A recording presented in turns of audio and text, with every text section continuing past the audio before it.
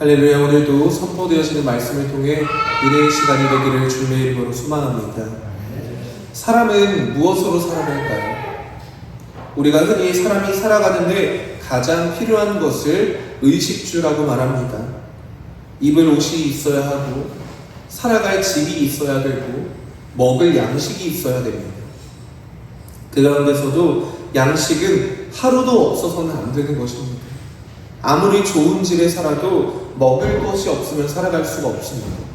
아무리 좋은 옷을 입어도 밥이 없으면, 밥을 먹지 못하면 힘을 낼 수가 없습니다.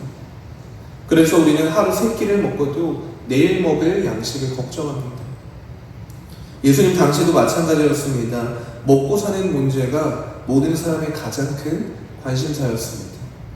가난한 사람들은 하루 벌어 하루 먹고 살았고, 하루 일하지 못하면 그날 저녁은 굶는 사람들이 많았습니다.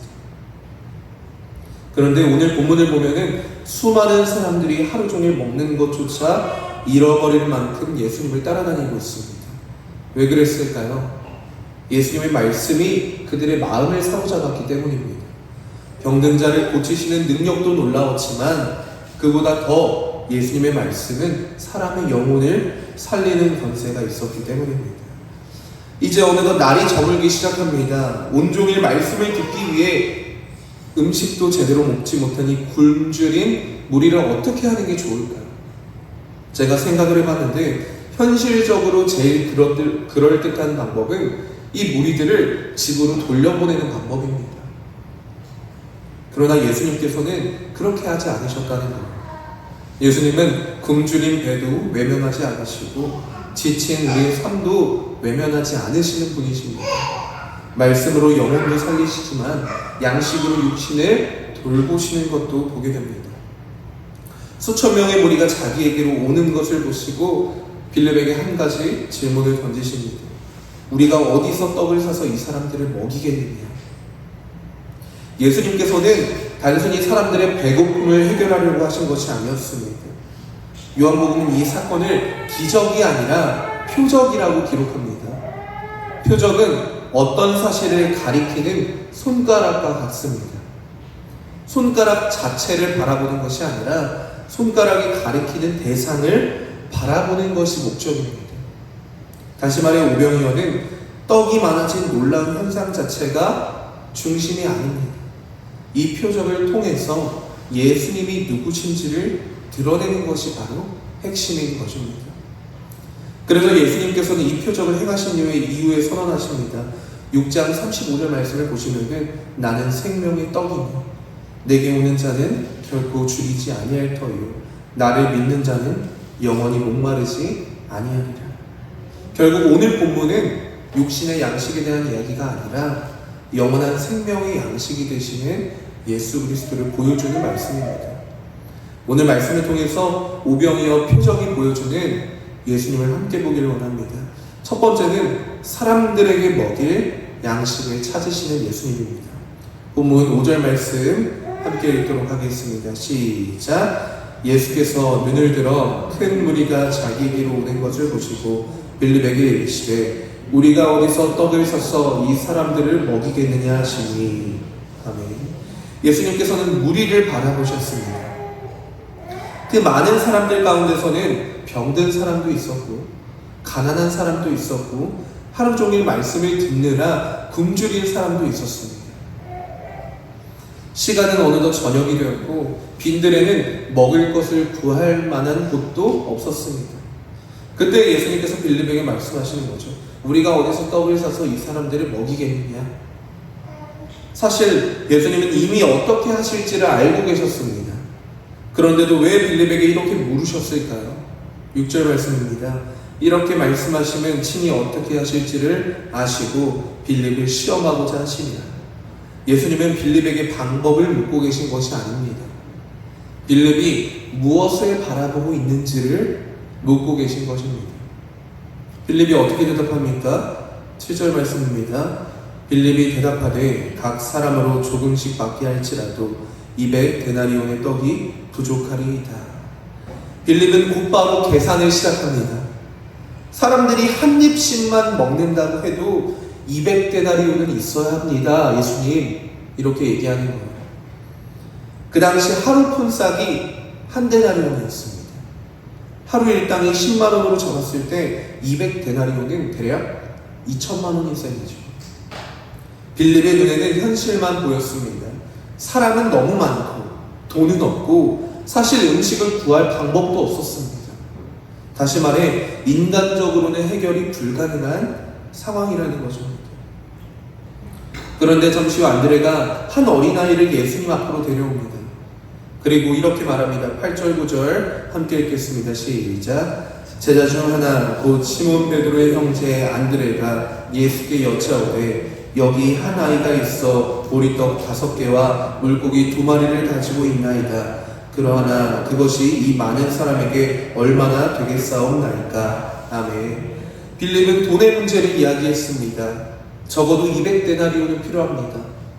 안드레는 음식의 양의 문제를 이야기했습니다. 보리떡 5개와 물고기 2마리로 뭐가 되겠습니까? 너무 적습니다.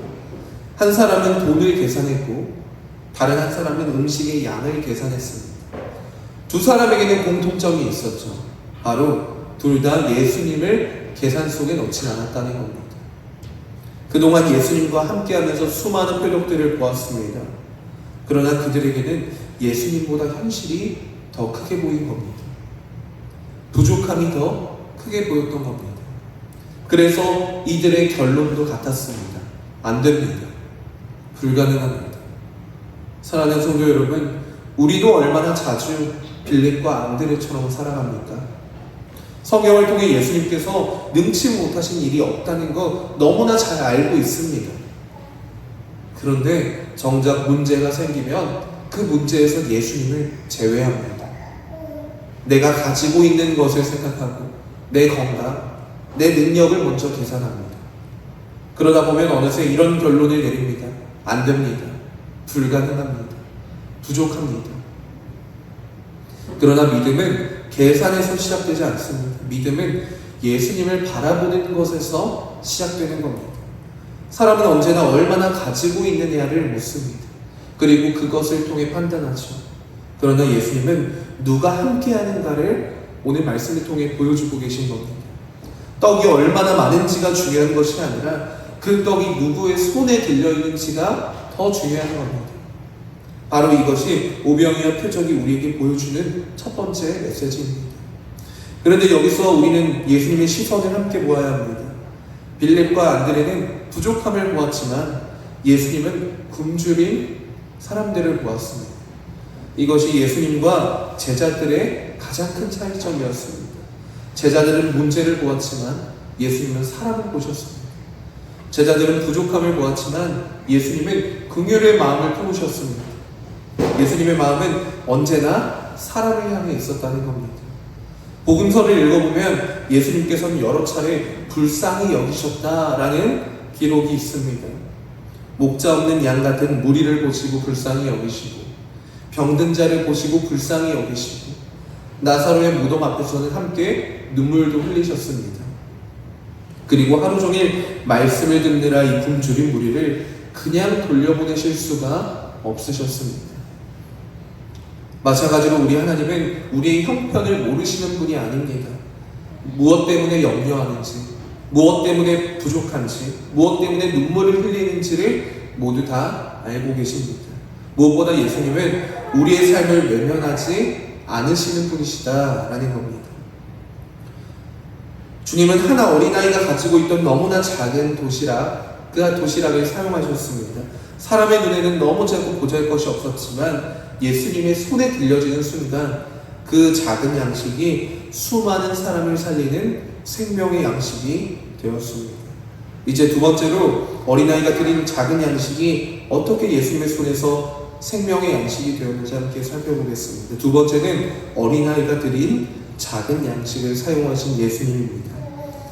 예수님께서는 이 놀라운 표적을 아무것도 없는 것에서 만드시지 않으셨습니다. 주님은 한 어린아이가 가지고 있는 작은 도시락 하나를 사용하셨죠. 본문 9절 말씀을 함께 읽겠습니다. 시작. 여기 한 아이가 있어 보리떡 5개와 물고기 2마리를 가지고 있나이다. 그러나 그것이 이 많은 사람에게 얼마나 되겠사옵나이까. 아멘.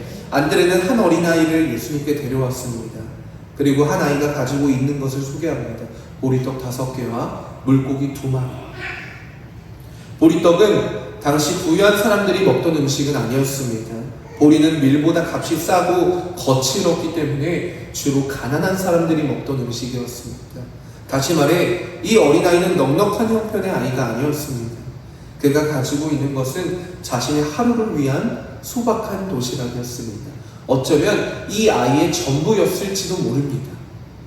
그런데 그 작은 도시락이 예수님의 손에 들려졌을 때 바로 여기에서 표적이 시작됩니다.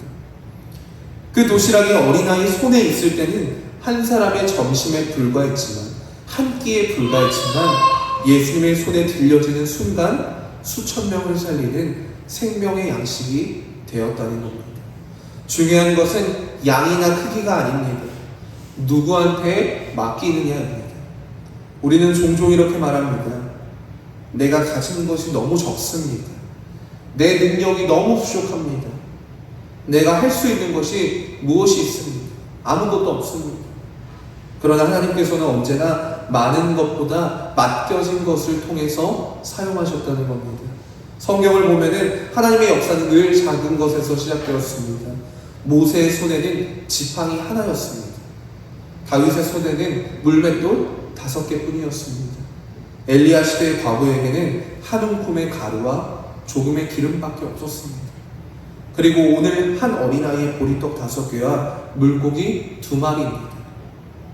하나님께서는 작은 것을 크게 만드시는 분이 아니라 작은 것을 통해서 하나님의 크심을 드러내는 분이시다는 것입니다. 그래서 믿음은 내가 가진 것을 누구에게 맡기느냐의 문제입니다. 우리에게 있는 것은 크지 않을 수 있습니다. 많은 재능이 있지 않을 수도 있습니다. 넉넉한 물질 없을 수 있습니다. 그러나 하나님께서는 우리의 부족함 때문에 일하지 못하시는 분이 아니시다라는 겁니다.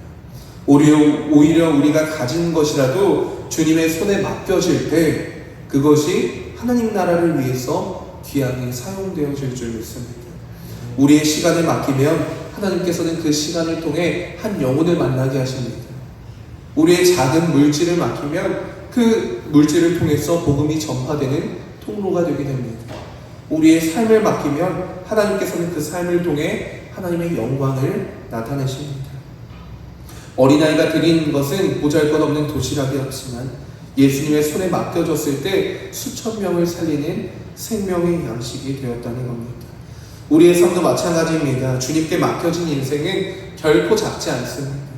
주님께 맡겨진 헌신은 결코 헛되지 않습니다. 주님의 손에 붙들린 삶은 우리의 생각보다 훨씬 더 크고 놀라운 열매를 맺게 될 것입니다. 세 번째로 모든 사람을 배불리 먹이신 예수님입니다. 예수님께서는 어린아이가 드린 이 보리떡 5개, 물고기 2마리를 받으시고 그리고 제자들을 시켜 사람들을 앉게 하십니다. 10절 말씀 함께 읽겠습니다. 시작. 예수께서 이르시되 이 사람들로 앉게 하라 하시니 그곳에 잔디가 많은지라 사람들이 앉으니 수가 5,000명쯤 되더라. 아멘. 아직 아무 일도 일어나지 않았습니다. 눈앞에 있는 것은 여전히 보리떡 5개와 물고기 2마리 뿐입니다. 제자들 눈에는 여전히 부족한 현실만 바라보았습니다. 예수님께서 이걸로 어떻게 하시려고 그러지? 그러나 예수님은 그 현실보다 하나님의 능력을 바라보고 계셨습니다. 그리고 그 예수님께서는 떡을 손에 드시고 하늘을 우러러 감사 기도를 드리십니다. 11절 말씀입니다. 예수께서 떡을 가져 축사하신 후에 앉아있는 자들에게 나눠주시고 물고기도 그렇게 그들의 원대로 주십니다. 아멘. 예수님이 가장 먼저 하신 것은 하나님께 감사 기도를 드렸다는 겁니다. 왜 그렇습니까? 예수님께서는 하나님 아버지께서 이루실 일을 신뢰하였기 때문입니다. 우리의 감사는 대부분 결과를 보고로 합니다. 문제가 해결되면 감사하고 병이 나으면 감사하고 형편이 좋아지면 감사하려고 합니다. 그러나 믿음의 감사는 다르다는 겁니다. 아직 아무것도 변한 상태가 아닙니다.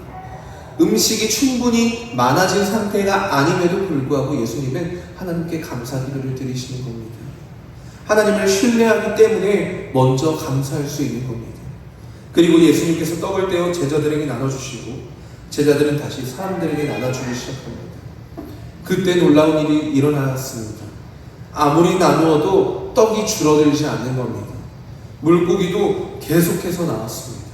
한 사람이 받고 또 한 사람이 받고 다른 사람이 받아도 양식이 끊어지지 않았습니다. 성경은 이렇게 기록합니다. 그들의 원대로 주시니라.